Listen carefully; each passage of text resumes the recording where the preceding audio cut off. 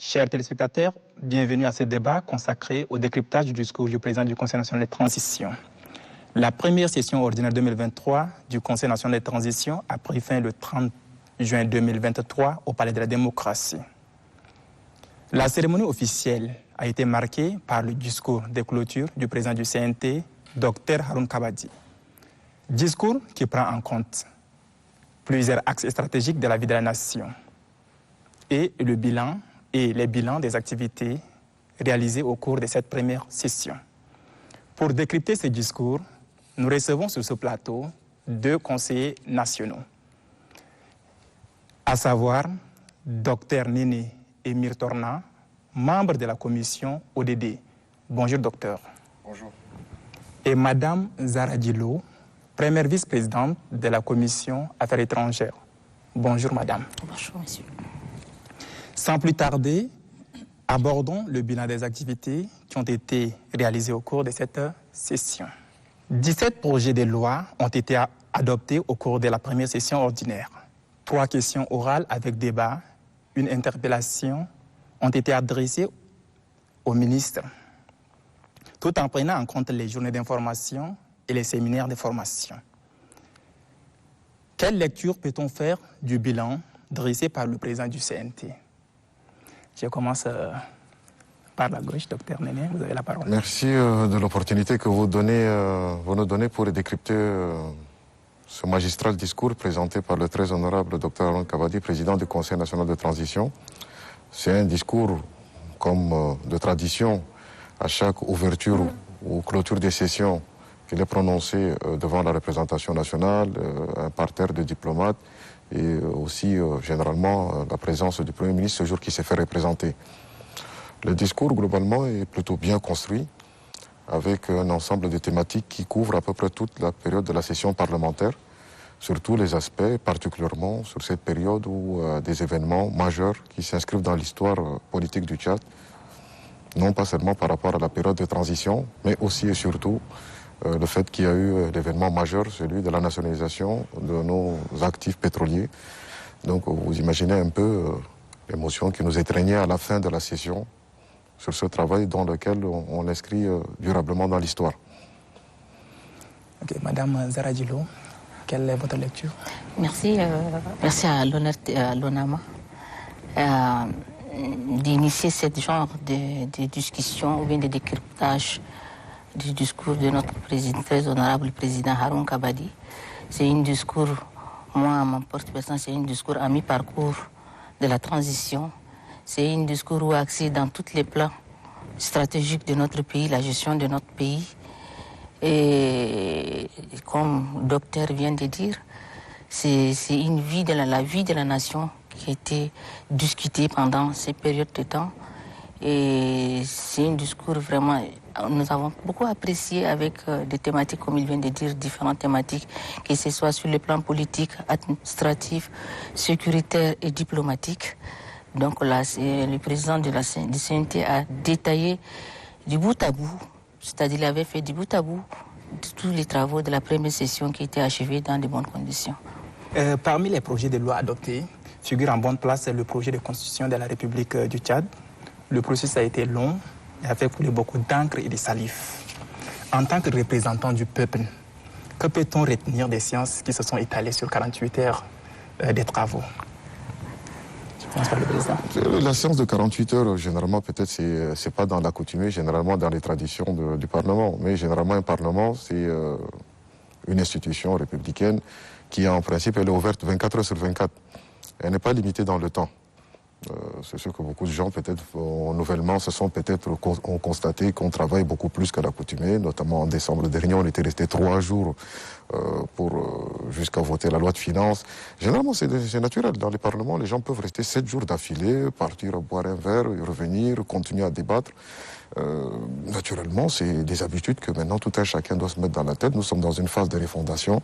Naturellement, nous devons travailler plus parce que nous avons une exigence de réussite. Donc pour cela, l'opinion publique nationale doit s'attendre à des débats parlementaires longs, fastidieux, et sans oublier les travaux en commission aussi qui peuvent s'étaler vraiment sur des périodes assez longue, compte tenu quelquefois des délais qui sont courts pour qu'ils déposent leur rapport. Ils sont obligés de mettre les bouchées doubles pour arriver à produire des rapports. Donc vous imaginez, le travail parlementaire ne se résume pas à ce qui est visible, mais dans l'arrière-boutique aussi, il y a énormément du travail qui est fait. C'est ça un peu l'ensemble du travail parlementaire. Donc les 48 heures, ce n'est presque rien, c'est une routine pour nous. Merci, docteur. Madame Zahra Diallo, vous avez quelque chose à ajouter? Oui, les gens vont s'étonner. Moi, personnellement, quand le projet de loi est déposé à l'Assemblée nationale, je ne m'attendais pas à ce projet de loi d'aura adopté à 48 heures. Ce qui nous a posé à voter ces 48 heures, il faut vraiment dire quelque chose. On avait mis une commission spéciale sur place, sur pied, et cette commission était composée de 25 personnalités vraiment triées sur le volet avec leurs compétences. Et ces gens nous ont fait un travail vraiment technique appréciable. Ils ont épluché le projet un à un. Ils ont pris en compte toutes les aspirations du peuple tchadien. J'ai dit aspirations, tout ce qui était dit et écrit sur la Constitution de 1996, et ils ont innové avec les recommandations de Denis. Et je dirais à ma place, c'est une très belle Constitution. Et je tiens à remercier cette commission spéciale qui nous a facilité la tâche. Et nous, au niveau des plénières, on n'a qu'à intervenir avec une majorité écrasante. Okay, comme vous l'avez souligné, une commission spéciale pour examiner le projet de constitution a été mise sur place par le Conseil national de transition. Les discussions en plénière avec le ministre EGG et la question de la forme de l'État continue par diviser. Qu'avez-vous à dire pour éclairer la lanterne des citoyens lambda? Je reviens à docteur Néné. Vous avez... Le privilège me revient parce que je suis membre, deuxième vice-président de cette commission spéciale.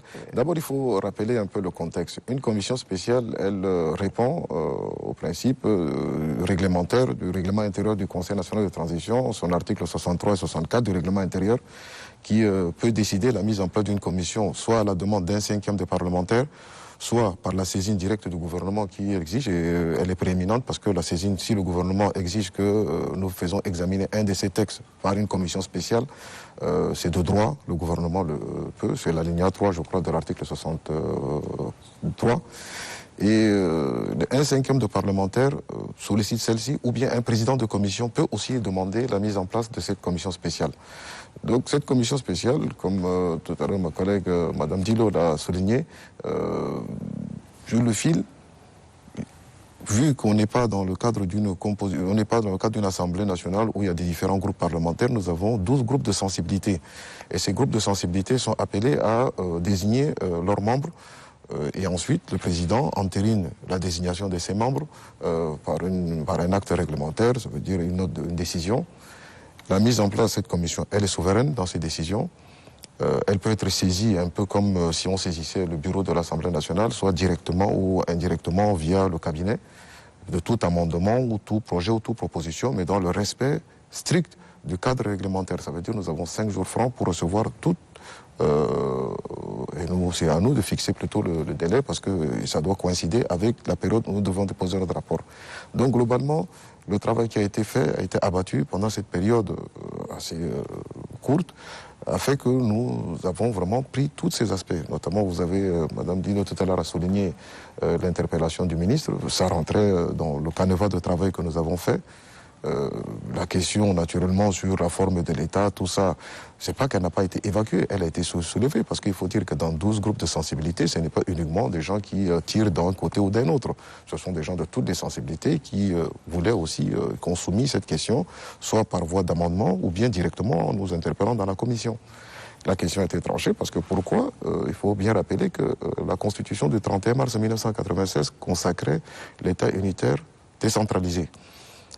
Déjà dans son préambule, c'était assez clair. Donc, vu que la recommandation du Denis précisait que nous devons partir de la Constitution du 31 mars 1987, nous ne partons pas ex nihilo de rien du tout.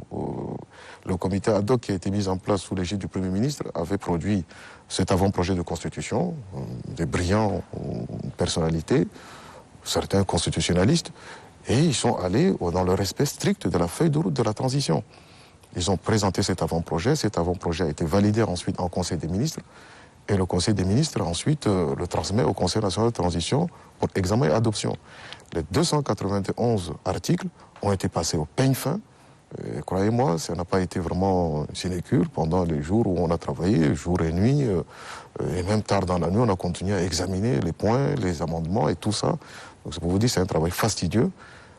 L'interpellation du ministre était pour nous éclairer certains points qui ont été validés en Conseil des ministres et les motivations qui ont été celles pour lesquelles ils ont validé des points. La commission ad hoc était présente, notamment certaines personnalités qui sont dans la Chambre constitutionnelle actuelle, puisque la Chambre constitutionnelle relève de la Cour suprême. Ils étaient présents, donc chacun a essayé d'avancer ses arguments. Et à la fin, on a produit ce rapport et cette constitution qui a été amendée sur certains points, notamment sur le Conseil supérieur de la magistrature ou éventuellement et sur sa composition qui avait un tout petit peu provoqué une levée de bouclier du côté de la magistrature, des magistrats, des syndicats de magistrats qui pensaient que la classe politique cherchait à prendre le contrôle malgré que le président soit lesté de sa fonction de président du Conseil supérieur de la magistrature, ce qui est une innovation majeure, croyez-moi, dans une démocratie naissante comme la nôtre. Même si elle a l'expérience maintenant d'une trentaine d'années, il faut dire qu'une la démocratie, c'est une construction. Les Grecs, au 5e siècle, il leur a fallu plusieurs siècles pour arriver à un semblant de démocratie acceptable. Elle n'est jamais figée dans le temps et c'est comme une constitution, elle est révisable, amendable et dans le temps. Donc voilà, sur les formes de l'État, c'est vrai que ça continue à faire couler beaucoup d'encre et de salive, mais sachez bien que nous partons de la recommandation. Et c'est la recommandation qui a fixé celle-là. Et l'innovation qui a été celle-ci actuelle, c'est d'organiser ce référendum couplé, qui n'est pas une mince affaire. Un référendum, généralement, ce que beaucoup de gens ignorent, un référendum, c'est pour répondre par oui ou par non. On ne peut pas mettre deux constitutions sur la table et dire pour constitution 1, constitution 2. Non, c'est pas ça. Un référendum, c'est sur une question précise. Et là aussi, il y en a certains qui sont revenus avec un argument. Ils ont souhaité qu'on organise un référendum sur la forme de l'État, État unitaire décentralisé ou l'État fédéral. Et ensuite, à partir de là, nous allons rédiger la Constitution qui sera encore soumise à référendum. Modestement, je crois que certains économistes qui sont là au Tchad, ça va les faire sauter au plafond. L'organisation des référendums, ce n'est pas une mince affaire. Croyez-moi, ce que ça coûtera à notre pays, je crois que l'équation actuelle d'organiser un référendum et son rejet entraînera automatiquement l'ouverture d'une phase fédérale, mais cette fois-ci, maintenant, ils ont en plus un délai limité, ils n'ont que 60 jours pour produire une loi ou une constitution, une ébauche constitutionnelle fédérale qui sera aussi soumise au même canal. Mais ça va ouvrir la voie à d'autres sujets. Pour l'instant, en responsable politique, on ne s'avance pas sur cette question. On va sur ce qui nous a été recommandé, nous le faisons, nous posons la question et nous verrons bien en temps et en heure ce qui sera décidé. Okay, merci, Président. Je rappelle que vous étiez le vice-président de la commission spéciale chargée de l'examen du projet de constitution au niveau du Conseil national de transition. Exactement. Madame Zaradielo, vous avez quelque chose à ajouter par rapport à... Non, exactement, il avait bien détaillé ce qu'il vient de dire pour la constitution. Mais si j'ai quelque chose à ajouter, c'est le problème où les gens ont mal compris la forme de l'État. Parce qu'on ne peut pas, comme il vient de dire, on ne peut pas présenter au peuple deux constitutions pour dire que votez. Mais écoutez, mais s'ils votent, tous les fédéralistes vont voter oui, et les dignitaires vont voter oui. Mais quel est le résultat qu'il vient de bien détailler tout à l'heure? Donc je crois que c'est une question de communication, c'est une question d'éclairage, c'est une question d'explication. Parce que c'est des gens qui sont vraiment, ils sont en train de colporter d'autres choses. Sinon, cette constitution était très belle. Moi qui suis là, j'ai un peu parcouru quelques pays, la constitution de quelques pays, mais une constitution qui a vraiment, c'est la gestion. C'est la gestion, après, c'est l'applicabilité de cette constitution après les installations des institutions républicaines. C'est-à-dire, et ils vont passer, on avait appliqué, je crois que c'est les hommes. Mais sinon, cette constitution, je crois que je ne vois pas les défauts où les gens vont crier pour dire que voilà, on veut c'était le fédéral ou bien c'est. Sinon, c'est moi, j'ai quelque chose à ajouter.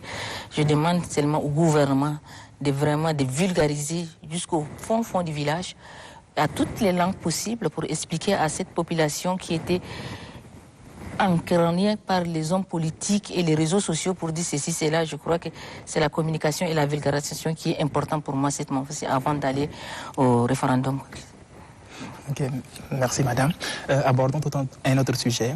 Sur le plan politique, le président a énuméré des actes patriotiques forts et inédits historique posé par le président de transition, Mohamed Idriss Déby Itno. Il s'agit entre autres du projet de loi portant nationalisation de tous les actifs dissous, la création de Tchad Petroleum Company et la grâce présidentielle accordée à plus de 500 condamnés. En tant qu'acteur politique, quelle lecture faites-vous de ce geste de paix du président de transition? Pour commencer, je veux dire tout simplement, il faut séparer les deux sujets, et même si ils sont dans la mouvance, l'acte de grâce d'un côté et de l'autre la nationalisation de tous les actifs, notamment les actifs et la prise du contrôle du pipeline que l'État tchadien finalement maintenant acquis à 100% la gestion, ou je ne sais pas, dans un mécanisme économique, je ne suis pas économiste, donc je vais essayer un tout petit peu de répondre. C'est un acte patriotique, ça il faut le reconnaître. Et surtout dans une phase actuelle de transition, réussir un tel challenge, je crois que l'histoire retiendra que 20 années après le début de l'exploitation pétrolière tchadienne, nous prenons, ne serait-ce que, on est actionnaire majoritaire. J'ai entendu le discours il y a quelques jours du secrétaire général de la présidence, le docteur Gali, qui disait que c'est vraiment un acte majeur dans l'histoire du Tchad. Aujourd'hui, on ne s'en rend pas compte. L'histoire, après tout, elle s'écrit a posteriori. On s'en souviendra quelques années après que c'était dans une phase de transition difficile, avec toutes les difficultés économiques, sociales, politiques. Vous voyez un peu le contexte plus ou moins anxiogène, mais bon, disons globalement, la situation est plus ou moins stable. Mais pendant cette période, les gens ne se sont pas arrêtés, ils ont continué et nos actifs ont été récupérés. Maintenant, on peut dire ouf, pour une fois, on rentre vraiment en possession. C'était le rêve. Nous, on était tout petits, on parlait déjà de pétrole, on ne savait même pas ce que c'était. Il a été exploité au début des années 2000, mais il y avait énormément de monde là-dessus. C'était assez compliqué. C'était des sociétés étrangères qui étaient là, qui plastronnaient, qui étaient là cette fois-ci. Il est tchadien et je crois que c'est à l'actif du gouvernement de transition et à son excellence le président de transition vraiment qu'il faut inscrire cela. C'est un challenge et c'est un courage sans pareil. Parce que vous voyez bien qu'il y a eu même une mini-crise diplomatique avec notre voisin camerounais, un partenaire stratégique pour nous, le Tchad, parce que c'est notre débouché maritime. Donc vous voyez un peu jusqu'à où les autorités tchadiennes ont été prêtes à y aller pour arriver à ce résultat. Croyez-moi, ce n'est pas rien. Tous, on en a la chair de poule quand on en parle, parce que c'est un acte vraiment fort qui a été posé. Et aujourd'hui, on ne peut que s'en réjouir. Et ça, c'est un. Pour ce qui concerne maintenant ce que vous avez souligné par rapport à la grâce présidentielle, c'est aussi, vous savez, en droite ligne de ce qui est fait depuis avril 2021. Depuis avril 2021, le début de la transition, la solution de rechercher la paix à tout prix et de chercher à calmer même quelquefois au-delà même des limites acceptables, parce que il faut vous dire que ne serait-ce que c'est pas la première fois qu'il accorde la grâce. Il y a eu la grâce d'abord de ceux qui ont été condamnés avant même la période de transition. Il y a eu les négociations à Doha dont j'ai fait partie. Bref, on est parti nous chercher là où nous y étions. Pendant des années, on était exilés dans l'opposition, etc. Tout ça. Les activistes en tout genre, on est parti les chercher de là où ils étaient. On leur a dit, écoutez, si vous avez quelque chose à dire, revenez au pays, venez le dire là à l'intérieur. Et là, vous avez vu le dialogue, tout le monde s'est lâché, tout le monde pouvait dire ce qu'il voulait. Le Conseil national de transition, c'est aussi un peu ça. Tout le monde peut dire ce qu'il pense. Il y a une liberté absolue d'opinion. Personne n'est pourchassé pour ce qu'il dit. Donc cette mesure de grâce, elle rentre en droite ligne de celle-ci, malgré que le FACT, ou particulièrement les FACT n'ont pas signé l'accord de paix de Doha. Le président de la transition a pris cet engagement à la clôture du dialogue de dire que je vais les gracier. Vous voyez, pourtant certains, ça les a fait hurler à l'époque, mais il fallait passer nécessairement par une phase de condamnation. Parce que le président ne peut pas signer un décret de grâce sans pour autant que ces gens se soient condamnés. Dès que leur condamnation a été prononcée, il a pris des mesures de grâce immédiates et ces gens ont été libérés. Donc, il y a ensuite les événements du 20 octobre, les événements douloureux qui ont eu lieu, que le président a bien souligné, une insurrection, il n'y a pas d'autre mot à dire. Ils ont été tous amnistiés, graciés. Bon, certains sont venus il n'y a pas longtemps au palais du 15 janvier remercier le président de transition et d'avoir pris cette mesure de grâce. Et voilà, donc on avance. C'est ça le pardon. Le pardon, il n'y a pas 36 solutions. Qu'est-ce qu'il peut faire d'autre comme solution miraculeuse, excepté vraiment s'ouvrir. Au-delà de ça, je ne vois pas trop en quoi les gens continuent à dire non, non, non. Mais bon, c'est la nature humaine. On est obligé de faire avec.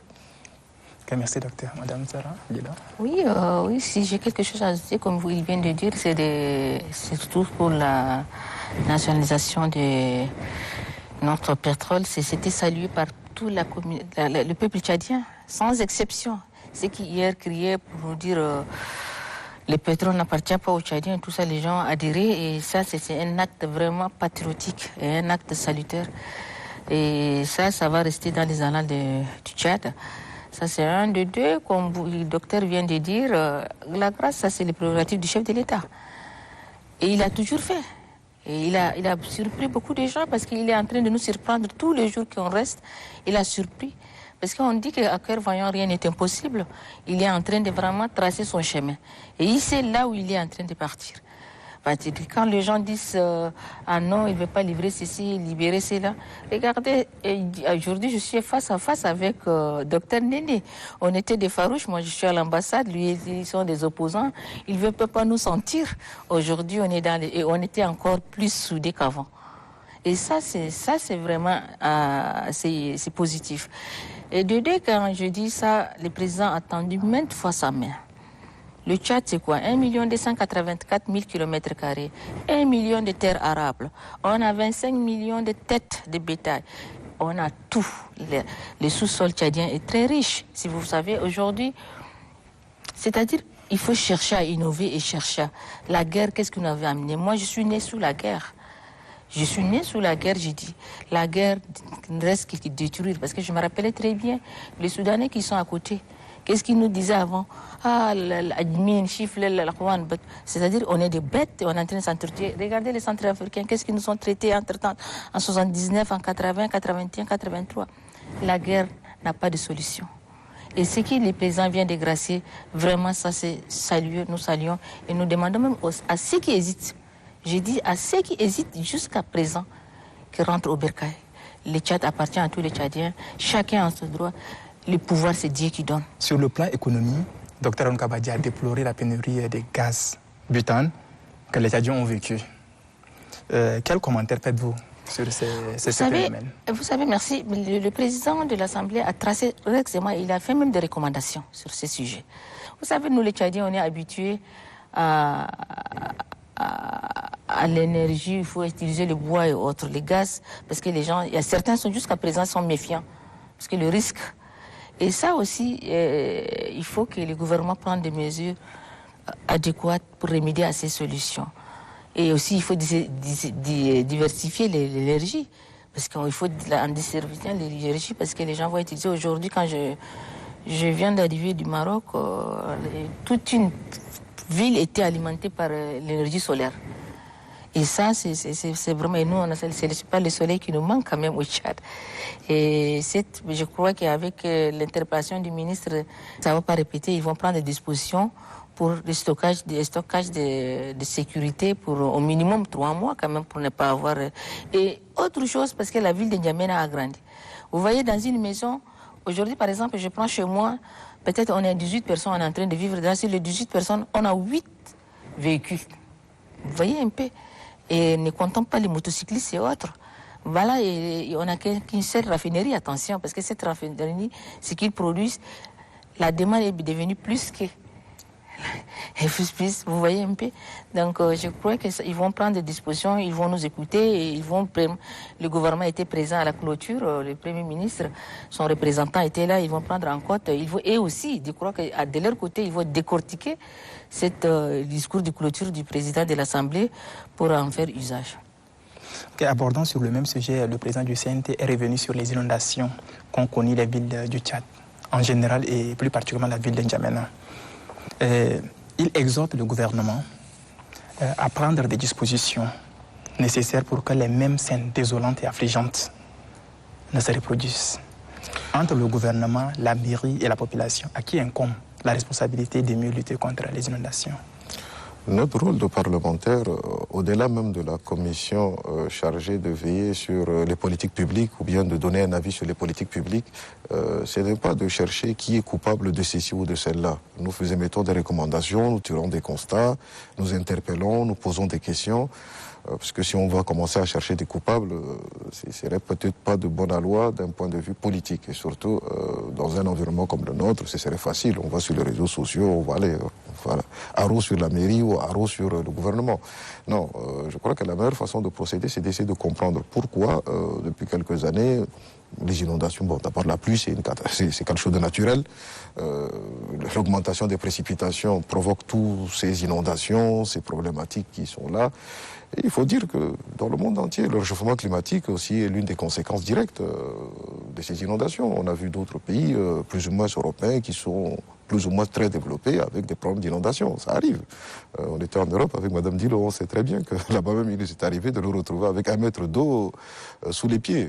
Pourtant, Dieu seul sait si là-bas la France dispose de 1000 fois plus de moyens que le Tchad, des moyens d'abord en voirie et tout. Mais malgré cela, il y a eu des catastrophes terribles. Donc c'est d'abord des catastrophes naturelles, des plus simples. Ensuite, par rapport à l'absence des infrastructures, pas l'absence, plus ou moins, c'est l'entretien des infrastructures. C'est peut-être là où ça pêche, je peux dire d'une certaine façon. Mais entre la mairie et le département des infrastructures, je pense que tout ça, c'est une question seulement de réorganisation. Et tout dernièrement, j'ai entendu le ministre en charge de l'urbanisme, de l'aménagement du territoire, tirer la sonnette d'alarme, rencontrer l'ensemble des professionnels, savoir les mairies, de voirie, bref, tous les services concernés. Il a fait une réunion dans ce sens, je l'ai suivi à travers la télé. Je crois que ça va dans le bon sens. Il faut poser les bonnes questions au bon moment et de savoir qui doit faire quoi pour éviter celle-ci. Ensuite, comme tout à l'heure Madame a souligné, c'est l'extension de la ville aussi nécessite vraiment que des infrastructures nouvelles soient mises, les caniveaux, tout ça. Mais bon, vous savez, on a aussi notre mentalité tchadienne. On construit une belle villa, on refuse que les caniveaux passent devant chez soi. Ça, c'est pas de la faute du gouvernement. On va pas mettre un militaire à chaque fois qu'on veut creuser quelques centimètres de caniveaux devant chez soi. Donc, vous voyez, ce sont des pratiques aussi qui doivent changer. C'est comme tout à l'heure, on parlait de la loi fondamentale, la Constitution, c'est un cadre. Mais ensuite, il y a nos pratiques du quotidien qui peuvent aussi quelquefois poser problème. Donc, vous savez, quand il y a des caniveaux qui sont là et que les gens déversent des ordures en saison sèche, vous voyez, c'est pas de bonne manière. Ils vont dire que oui, ils n'ont pas des bacs pour essayer de déposer leurs ordures. Mais bon, il y a d'autres alternatives. Ils savent pertinemment que l'année prochaine, ça va leur poser problème. Et Madame Dilo, quelle est votre analyse de ce phénomène récurrent? Mon analyse était... la responsabilité est partagée, hein. Que ce soit la mairie, le gouvernement, même la population, nous qui sommes. Aujourd'hui, la responsabilité est partagée et je vais dire que les inondations, c'est des phénomènes naturels, comme il vient de dire, on ne peut pas prévoir aussi. Mais tout ce que je demande au gouvernement de prendre des dispositions à temps. Est-ce que vous savez, une mairie qui était là, qui n'a pas un fonctionnement, un fonds de fonctionnement. Et il faut avoir les inondations pour courir chercher des fonds et donner. Il faut leur donner à temps. Quand à temps, j'ai dit qu'entre décembre, janvier et février, je crois que le curage des caniveaux et autres doit être définitif. Vous devez, à mois de mai, à mois de juin, vous allez curer. Mais écoutez, mais cette sable, ça va se déverser. Et nous aussi, au niveau de la population, parce que vraiment, ça nous manque de civisme. Le civisme, moi, devant mon... J'ai vu au niveau du 8e arrondissement, les grands canals, les gens sortent, des responsables, ils sortent et prennent des caniveaux et ils versent n'importe quoi dedans. Quel est le rôle des chefs de carré, les chefs de quartier qui sont là? Ils devraient prendre des dispositions et sensibiliser ces gens pour dire qu'il ne serait-ce que de stocker tous ces déchets quelque part et convoquer la mairie pour venir. Donc je crois, nous-mêmes d'ailleurs, si... je ne me trompe pas, nous avons même d'ailleurs interpellé les ministres concernés pour ce sens, mais leur calendrier était trop chargé, ils n'ont pas eu de se présenter au niveau de l'Assemblée pour leur poser cette question exactement. Et le président, dans son discours de clôture, avait vraiment insisté dessus. Tout ce que moi je demande, que le gouvernement vraiment anticipe les choses. Sur le plan sécuritaire, le président du Conseil national de transition a évoqué la guerre au Soudan et l'afflux des réfugiés sur le sol tchadien. Il a lancé un appel puissant à l'endroit de la communauté internationale pour assister les réfugiés. Cet événement peut avoir des répercussions sur le budget de l'État?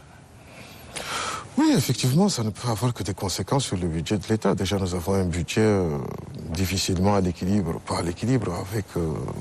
maintenant, je crois que d'un point de vue des finances publiques, tant bien que mal, on essaye de s'améliorer. Mais généralement, ce genre, c'est aussi comme une catastrophe naturelle. Mais elle n'est pas si naturelle que ça, vu que c'est un conflit armé avec une arrivée massive de réfugiés. Et il faut vous souvenir que déjà, le Tchad a eu à connaître cela, même si j'étais pas là, mais entre 2003 et 2005, avec l'arrivée massive des réfugiés venant déjà de la zone Darfour, qui se sont déversés dans l'est du Tchad, ça provoque aussi d'autres problèmes sociaux, parce que vous voyez, pour l'accès déjà au combustible, au point d'eau, tout ça, vous voyez, l'accroissement des populations, déjà où la terre est là-bas assez aride, il n'y a pas grand-chose à se partager. Les ONG, généralement, quand elles arrivent massivement, elles prennent en charge les réfugiés, mais elles oublient les autochtones. Et vous savez, ça crée un déséquilibre, même des tensions entre tout cela. Donc ce sont l'ensemble de choses, je crois qu'au niveau du Parlement, le président d'ailleurs a souligné seulement cela dans son discours, mais il est très alerte là-dessus. C'est un sujet, d'ailleurs le gouvernement même a lancé un appel à travers le Premier ministre aux partenaires internationaux pour essayer de venir au secours d'abord, non pas du Tchad, mais au secours d'abord de ces réfugiés. Et ensuite, ils vont réfléchir maintenant, en partant déjà du constat de ce que nous avons vécu antérieurement, de faire en sorte que les équilibres sociaux là-bas soient maintenus. Parce que les équilibres sociaux aussi, les équilibres sociaux sont rompus. On peut se retrouver dans des conflits entre les autochtones et ces réfugiés, et cela n'est pas souhaitable. Donc, le budget de l'État, naturellement, il y aura quelques peut-être réserves stratégiques ou quelques aménagements qui seront faits, mais on préfère plutôt solliciter plutôt le concours de l'aide internationale pour essayer de vraiment nous aider à traverser cette période qui n'est pas simple, parce que pour nous aussi, il faut le dire. Le Soudan, ce n'est pas un simple pays pour nous Tchadiens. C'est un pays qui partage beaucoup de choses avec nous. Et ce qui se passe là-bas, c'est un véritable drame, d'ailleurs pour le Tchad ici. Il n'y a quasiment pas une famille tchadienne qui n'a pas un parent de l'autre côté de la frontière ou qui n'a pas séjourné là-bas. Nous sommes nombreux à avoir séjourné, on connaît ce pays, on connaît un peu ses mœurs et ses mentalités. Les populations vivent à cheval, on est interconnectés entre nous. Et tout ce qui se passe là-bas, on est très alerte et on pense croire que le dernier déplacement du chef de l'État en Égypte pour aller assister à ce sommet des pays limitrophes au Soudan pour essayer de chercher des solutions. Vite on trouve une solution, mieux ce sera pour nous, parce que pour nous c'est une véritable angoisse que ce conflit continue, parce que les conséquences pour l'instant on a du mal encore à les mesurer, on gère l'urgence, mais comme vous avez dit, sur le budget de l'État, sur les conséquences sociales, tout cela doit être mis bout à bout et essayer de chercher à éviter vraiment une véritable crise humanitaire généralisée dans l'est du Tchad. Surtout on n'en a pas besoin dans cette phase de transition qui... tant bien que mal, elle avance sereinement et avec tout ce que nous avons réussi, tout cela risquerait vraiment de s'effondrer avec des conséquences là-bas à l'est du pays. Ok, madame. À entendre docteur Néné, l'afflux massif des réfugiés soudanais peut avoir des répercussions sur le budget de l'État. Selon vous, quelles sont les alternatives qui s'offrent au gouvernement ou au Tchad pour gérer l'afflux des réfugiés au regard des dépenses actuelles du gouvernement? Vous savez, le budget de l'État est toujours déficitaire. Même pour nous, sans les réfugiés, on est toujours déficitaire de quelques milliards. Aujourd'hui, la guerre du Soudan ne bénéficie à personne. Et les gestes du président de transition ont été salués internationalement par tout le monde. Le fait qu'il se déplace, un chef de l'État, qui se déplace pour aller vers ses pays, ses frères et sœurs voisins, pour leur vraiment... Le fait qu'il s'est déplacé, ça a déjà donné la morale à ces gens qui ont laissé leur pays. Et regardez, vous avez vu avec moi, regardez les militaires. Aujourd'hui, internationalement, tout le monde nous appelle de gauche à droite pour dire que c'est pour la première fois où vous voyez les militaires préparer, distribuer et convoyer les gens, assister les gens, conforter les gens. Et comme le docteur vient de dire aujourd'hui, moi personnellement, j'ai ma famille qui est à Adré. Dans une circonscription, les gens accueillent plus de familles qu'il les faut. Vous savez, le port de Soudan est fermé, rien ne vient parce que nous, au niveau de Ouada et le Grand Est, toutes ces régions ont été ravitaillées par le Soudan. Ça vient, tout ce qui vient, ça vient du port de Soudan. Regardez cette crise aujourd'hui, le sucre coûte moins cher ici en Yémen qu'à Adré. Et encore, c'est le plus grave, ces gens ont s'est déplacés en une saison pluvieuse. Regardez les cas. Et aujourd'hui, les humanitaires, ils ne se trouvent pas pour attendre tout ça. C'est vrai, le Tchad a mis la main dans la poche, mais il faut que les partenaires techniques et les partenaires internationaux, il faut qu'ils viennent au secours. Je pense que le message est plus que passé. Ouais. Sur le plan, en ce qui concerne la paix et la réconciliation nationale, le président du CNT a condamné les tentatives de prise du pouvoir par les armes, les attaques et tueries barbares perpétrées par les groupes d'hommes armés. Il a lancé un appel aux hommes en armes qui sont encore hésitants de saisir la main tendue du président de transition et de regagner le bercail. Qu'en pensez-vous, docteur? Je suis bien à l'aise et en même temps contrarié d'en parler parce que je suis là actuellement ici à N'Djamena en train de parler devant les caméras de télévision. Naturellement, j'ai aussi passé par ce canal, donc je sais à peu près de quoi nous parlons. Et sachez bien que les négociations de Doha qui ont duré 5 mois ont réussi à, pour dire crever l'abcès, mais ont permis au moins déjà notre retour au pays. C'est la première des choses. Il y a plein de choses qui ont été dites et qui ont été plus ou moins appliquées pour l'instant. Mais ce n'est pas simplement de la seule responsabilité du gouvernement. Mais il faut vous dire que notre participation déjà au dialogue national inclusif et souverain n'était pas gagnée d'avance. Naturellement, le président de transition a joué toute sa partition pour qu'on soit là, nous a reçus personnellement à Doha et nous a convaincus vraiment de la justesse de notre participation. Bon, hélas, certains de nos camarades qui étaient avec nous à Doha, la majeure partie pour l'essentiel, avaient décliné l'offre de paix en disant qu'ils ne trouvaient pas leur compte dans l'accord de Doha. Bon, soit on a pris ça sur nous, on a accepté de revenir, et je crois que le gouvernement n'a pas baissé les bras. Il y a la communauté Sangha et Gédio à Rome qui les a reçus, je crois, il y a quelques mois, 2-3 mois, je crois. Ils ont été reçus à Rome. La communauté Sangha et Gédio, je crois que pour ceux qui ne la connaissent pas, c'est une organisation chrétienne qui œuvre pour la paix en Afrique depuis fort longtemps. Elle a son actif notamment l'accord de paix qui a fait cesser les hostilités au Mozambique entre les différentes factions belligérantes et qui est en train de continuer d'ailleurs actuellement un processus de DDR là-bas au Mozambique. Pourtant, là-bas, c'est un conflit endémique qui remonte à l'époque, à la période du début des indépendances de leur pays. Donc c'est pour vous dire que c'est une communauté qui a l'expertise. Nous les avons rencontrés à l'époque, en janvier 2022.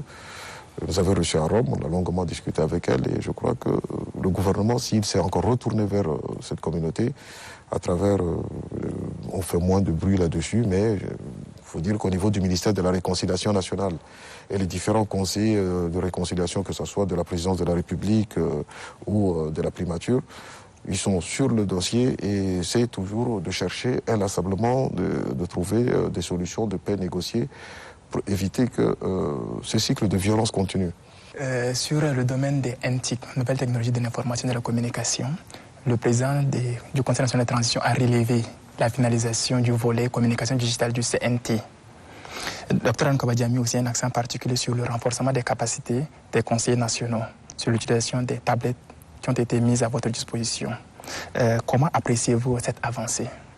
Oui, cette avancée est noble. Hein. Moi, depuis quand je suis arrivé, je suis vraiment parmi les dernières conseillères qui sont arrivées. Quand je suis arrivé, je me retrouve avec un ton de papier.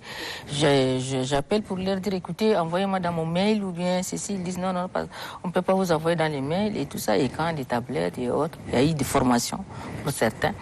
Et c'est un acte à saluer. Et d'ailleurs, c'est très bien et je recommande, comme dans le discours du président avait dit, la même formation doit être faite à tous les personnels administratifs et autres pour s'outiller tout le monde de cette modernité parce que la version papier est déjà démolie, donc c'est un acte à saluer. Et voilà, si quelque chose à dire, c'est vraiment...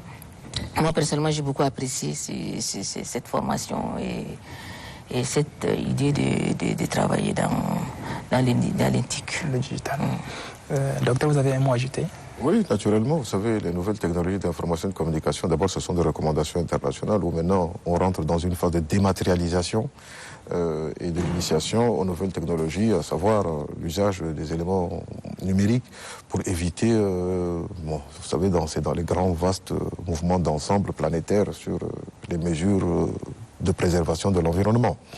Donc, s'il a demandé, notre président a demandé solennellement qu'on accélère le pas dessus.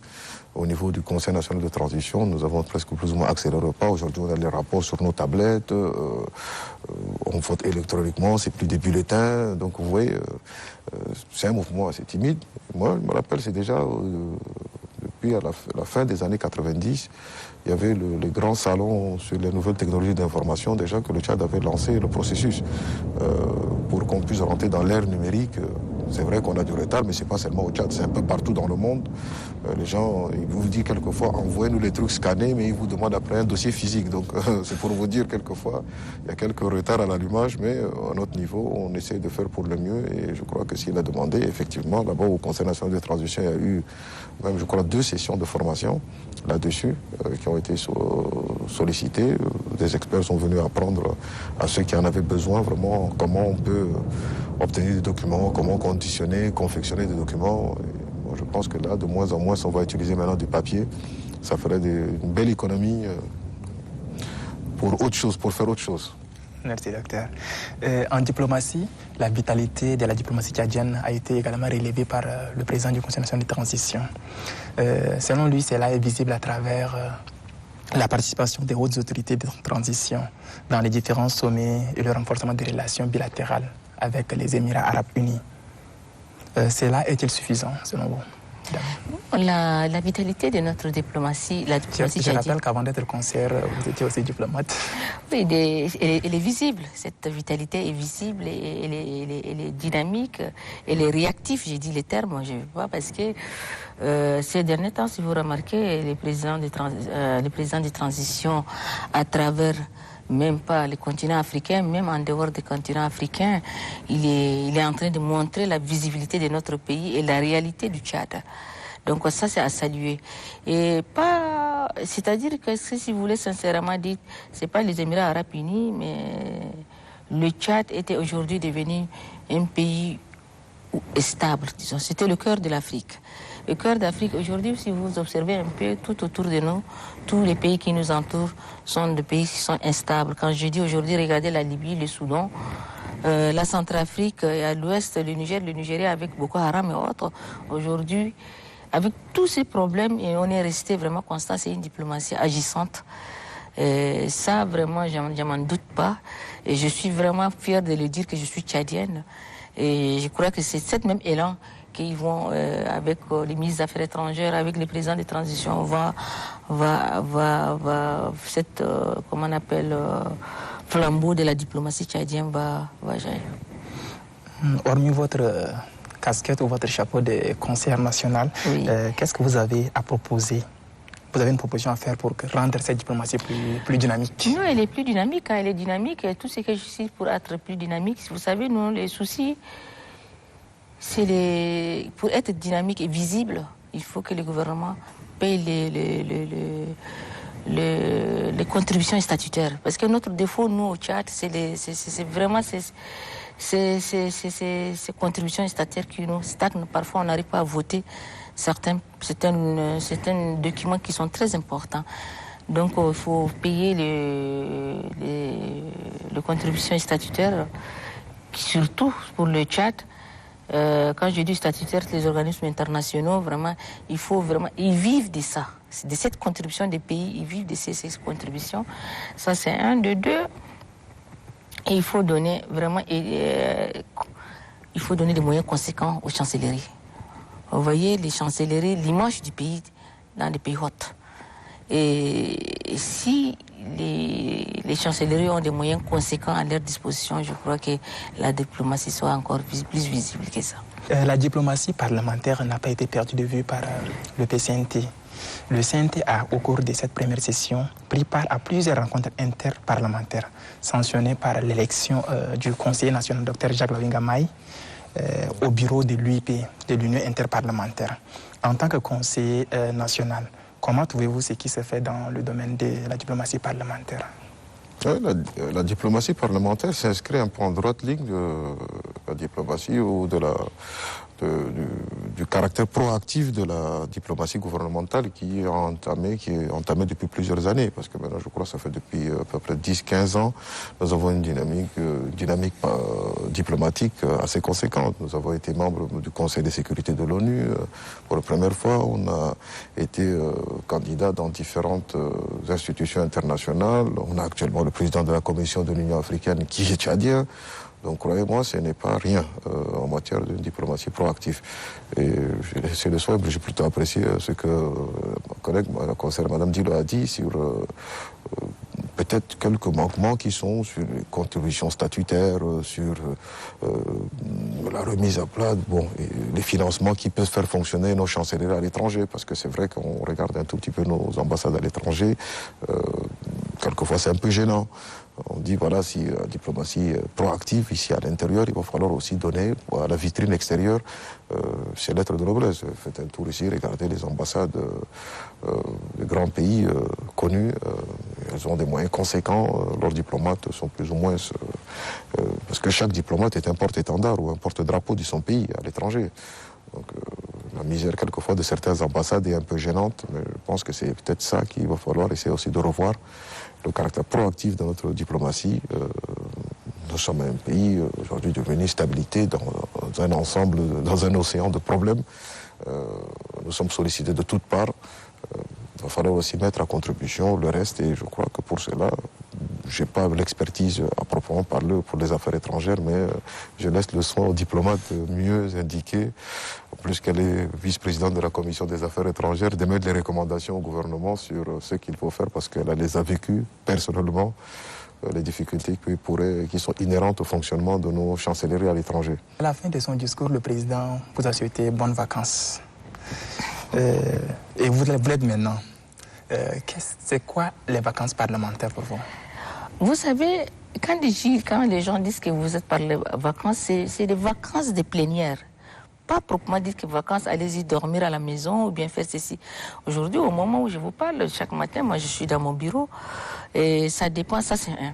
C'est des plénières qui n'existent pas, où les gens vont un peu souffler pour aller prendre quelques congés. Mais cette vacances, on les met en actif pour aller descendre chacun dans ses circonscriptions, pour aller voir les réalités sur le terrain. Qu'est-ce qui ne va pas? Qu'est-ce qui est parti? Il faut recueillir les informations de la population et venir informer les hiérarchies. Donc, pour dire que les vacances parlementaires, c'est pas aller balader quelque part. Donc, les vacances, ça veut dire c'est les vacances plénières. Et on n'a pas de plénière jusqu'à l'autre. Mais moi, nous, personnellement, avec lui, on est là devant vous aujourd'hui. Donc, il n'y a pas de vacances proprement dites pour dire qu'aller reposer à la maison, c'est des vacances où il faut...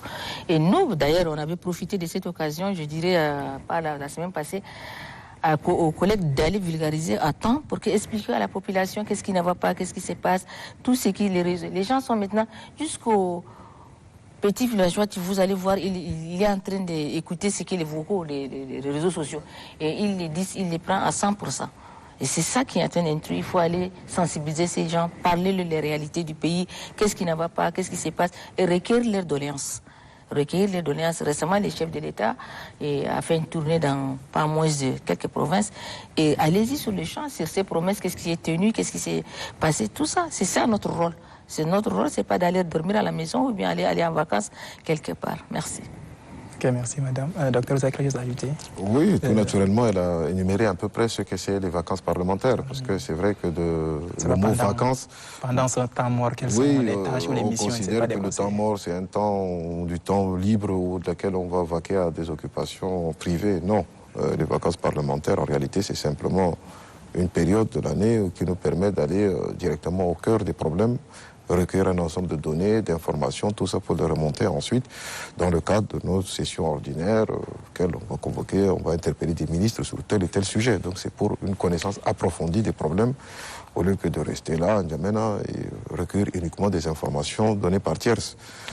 Donc aujourd'hui, tous les parlementaires sont certainement partis dans différentes directions, vu que, vous savez, le Parlement de transition n'est pas à l'image de ce qu'était l'Assemblée nationale à l'époque, mais tout un chacun est quelque part pour dire est monté au créneau pour aller directement à la source de toute la problématique qui vont être rapidement à la fin restituées sous forme de rapport ou bien sous forme d'interpellation, et ça va produire le travail de la deuxième session parlementaire qui va commencer à partir de septembre. Donc tout cela, je dis, croyez-moi, on n'est pas en vacances. On est là actuellement, elle est au bureau, moi je suis à côté à la Connerec, on travaille à fond. On travaille même beaucoup plus quelquefois qu'en période de session. Donc c'est pour vous dire que c'est pas gagné. Ok, merci docteur. L'émission tire à sa fin. Quel sera votre mot de fin? Je commence par vous, madame. Mon mot de fin, c'est d'avoir initié cette table ronde. Et je tiens à vous remercier sincèrement, vous, l'ONAMA. Vous savez, la communication est très importante. Aujourd'hui, je crois que ce n'est pas dans le domaine du Parlement, même au niveau du gouvernement, ce que je souhaite, il faut que ça communique plus pour que la population écoute. La guerre, aujourd'hui, ce n'est pas de prendre l'arme pour aller battre la guerre, c'est la communication. Et c'est ce qu'on vient de faire. Et je voudrais tout à l'heure, quand vous avez parlé de la réconciliation nationale, la paix n'a pas de prix. La paix n'a pas de prix. Moi, là, je fais à pied d'Apiche jusqu'à Djinena. Pendant les événements de 80, on nous avait pris une petite fille, on nous a arrêtés et on a tous les pieds enflés, en pleurant et tout ça. C'est que les Soudanais ont vécu, nous avons vécu. Je crois que la paix n'a pas de prix. Devant ces micros, je lance un appel en tant que femme, épouse, et mère et sœur.